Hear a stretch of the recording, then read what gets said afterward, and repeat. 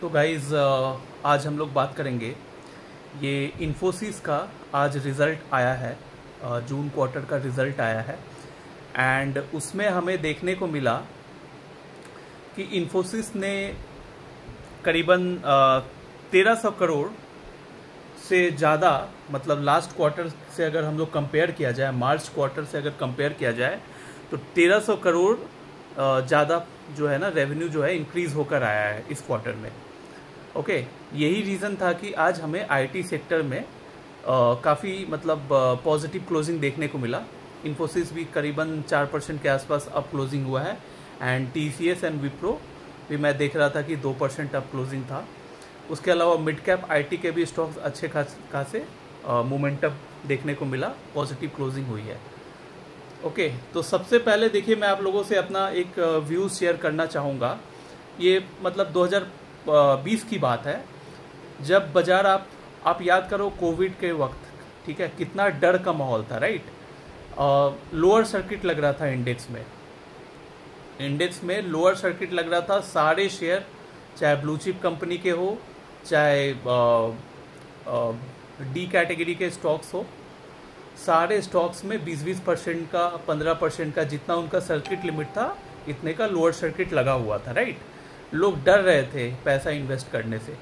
YouTube में आप जाओ, वहाँ भी पैनिक क्रिएट कर दिया था। जितने भी इन्फ्लुएंसर्स थे, फाइनेंशियल इन्फ्लुएंसर्स, ये लोग बाइंग करने नहीं दे रहे थे। मतलब मुझे अभी भी याद है कि 12,000 के लेवल से निफ्टी जब करेक्ट होते होते 9,000 का आया, 8,000 का लेवल भी टच किया। उस वक्त भी कुछ ऐसे एनालिस्ट थे जिनको मैं फॉलो करता था, अनफॉर्चुनेटली ये लोग बोल रहे थे कि अभी भी बाई मत करो, 5,000 जाएगा निफ्टी, जस्ट इमेजिन। जबकि इतना मुझे समझ आ रहा था, हाँ मैच्योरिटी मेरे अंदर नहीं थी, उतना गट्स नहीं था मेरे अंदर बाई करने का, बट इतना समझ आ रहा था कि अगर मैं बाई करता हूँ तो प्रॉफिट मिलेगा।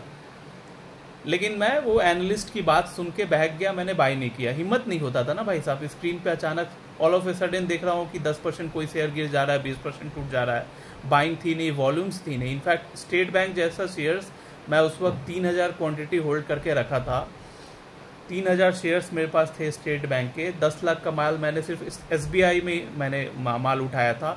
उसकी वैल्यू घट के करीबन हो गई थी 4 लाख रुपए, जस्ट इमेजिन 4 लाख रुपए हो गई थी।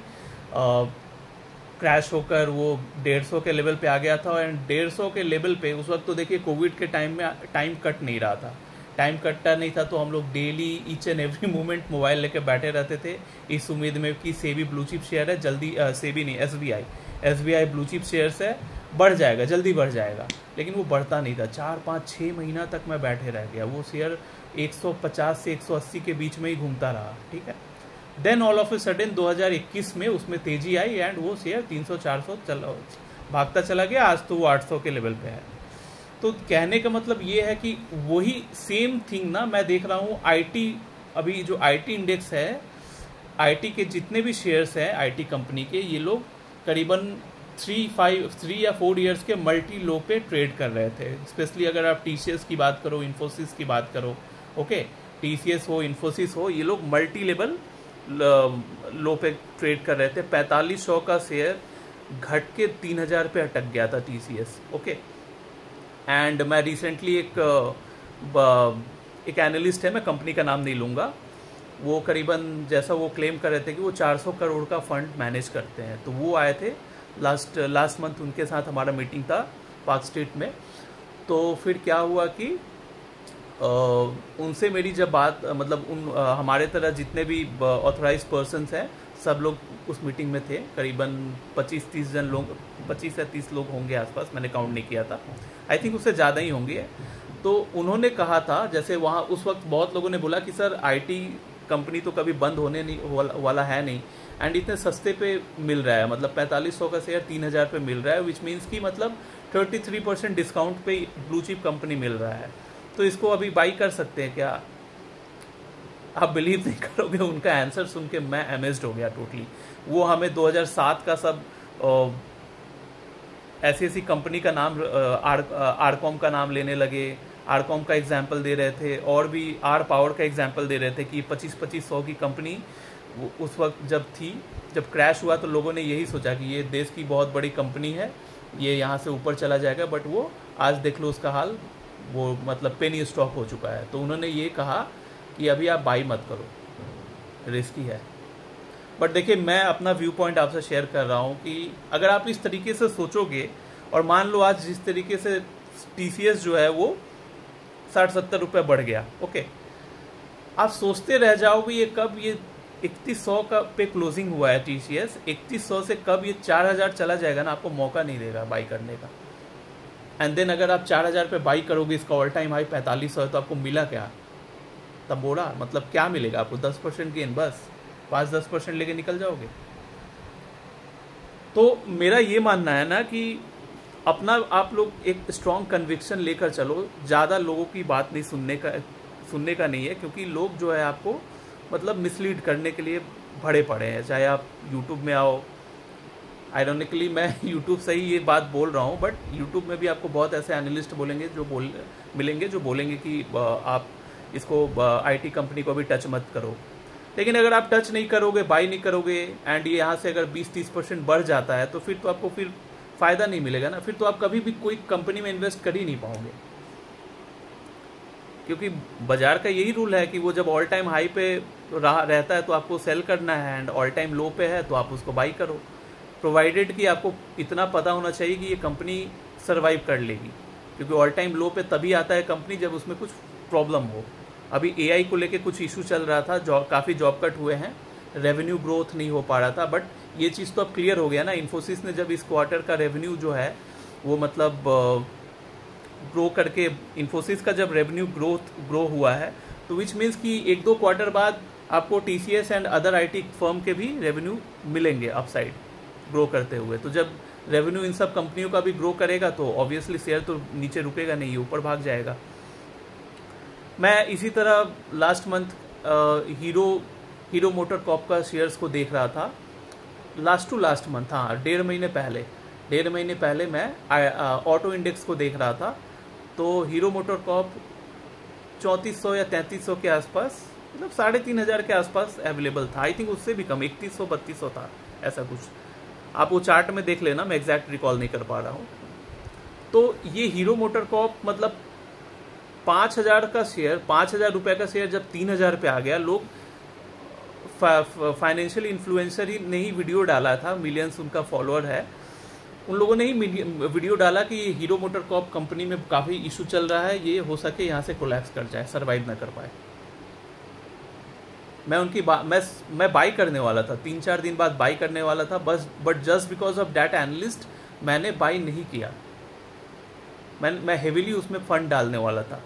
जिस तरीके से आप लोगों को पता है कि मैं इंडेक्स में जैसे CDSL हो गया, NSDL हो गया, या फिर BSE हो गया, इन सब, या कैम्स हो गया, के फिनटेक हो गया, इन सबको मैं पसंद करता हूँ, इन सब में मैंने हेविली इन्वेस्ट कर रखा है अपने मल्टीपल अकाउंट से। तो उसी तरह मैंने हीरो मोटर कॉर्प में भी मैं टारगेट कर रहा था कि पैसे डालने का। मैं वो यूट्यूबर का वीडियो देखकर पता नहीं क्या मुझे फील आया, अंदर से गट फीलिंग बोला कि मतलब एक तरह से मैं होल्ड करते हैं, 1-2 महीना मैं ऑब्जर्व करता हूँ इसका मूवमेंट, जब मुझे दिखेगा कि ये कंपनी ग्रो कर रहा है तो मैं इसमें बाई कर लूँगा। और आप जानते ही हो क्या हुआ, ये शेयर जो है जब बढ़ना स्टार्ट हुआ ना तो आपको मौका नहीं दिया। 8%, 10% बढ़ते बढ़ते आज ये 5000 रुपये का लेवल पे आ खड़ा है हीरो मोटर कॉर्प। तो कहने का मतलब है अल्टीमेटली मेरा खुद का अपॉर्चुनिटी मिस हो गया ना, मेरा लॉस हुआ। गलती मैंने ये किया कि मैंने उस फाइनेंशियल इन्फ्लुएंसर का वीडियो पे मतलब वीडियो देखा। तो इसीलिए मैं आप लोगों को कहता हूँ कभी भी वीडियो देख के आप ट्रेड मत करना। लास्ट ईयर मुझे याद है, लास्ट ईयर 2 साल पहले की बात है, रेलवे सेक्टर में बूम आ रहा था। एक एनालिस्ट है, यूट्यूब में उनका चैनल है, वो बार बार बोल रहे थे कि रेलवे का जो ग्रोथ स्टोरी है मुझे समझ नहीं आता, मैं इस पर नहीं 1 रुपया भी नहीं डालूंगा। सोचो अगर मैं उन पे ब्लाइंडली ट्रस्ट कर लेता तो रेलवे पे मैंने अच्छा खासा पैसा बनाया था, रेलवे स्टॉक्स में। मेरे क्लाइंट ने भी बनाया, मैंने भी बनाया। 100 रुपये का जो RVNL था 500-600 रुपये हो गया भाई साहब 1 साल के अंदर, 6 महीने 8 महीने के अंदर। IRFC हम लोग 40 रुपये में बाई किए थे, 200 रुपये का हाई मार के आया। तो कहने का मतलब है कि इसी तरह यही है कि मैं आप लोगों को यही मैसेज देना चाहूँगा कि जो लोग आईटी स्टॉक्स में इंटर करना चाहते हो, आप लोग इंटर कर सकते हो। मैं देखो सेबी रजिस्टर्ड एनालिस्ट नहीं हूँ, अपने फाइनेंशियल एडवाइज़र से आप कंसल्ट कर लेना, बट मेरा ये कन्विक्शन है कि बढ़ेगा यहाँ से।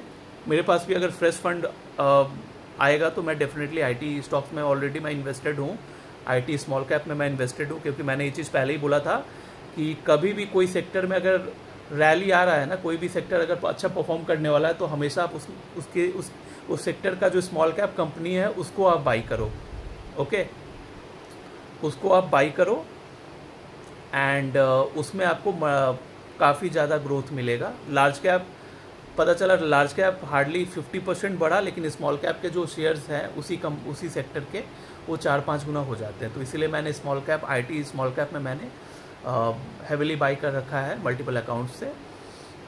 एंड आप लोगों को मैं भी ये सलाह देना चाहूँगा कि अगर आप किसी फाइनेंशियल इन्फ्लुएंसर या यूट्यूब या फिर नेगेटिव पीपल से अगर आपका पाला पड़ रहा है, वो लोग आपको बोल रहे हैं कि नहीं आईटी को लेकर डरा रहे हैं, तो ये बात हमेशा याद रखना कि IT is the future. IT का जो काम है ये कभी बंद होने वाला नहीं है। हाँ, पैटर्न चेंज होते रहता है, एआई आएगा, लोगों का जॉब कट होगा, मैं इस चीज़ से एग्री करता हूँ, लेकिन कंपनी का जो काम है, कंपनी का जो प्रॉफिटेबिलिटी है, रेवेन्यू है, वो ग्रो करेगा, डेफिनेटली ग्रो करेगा।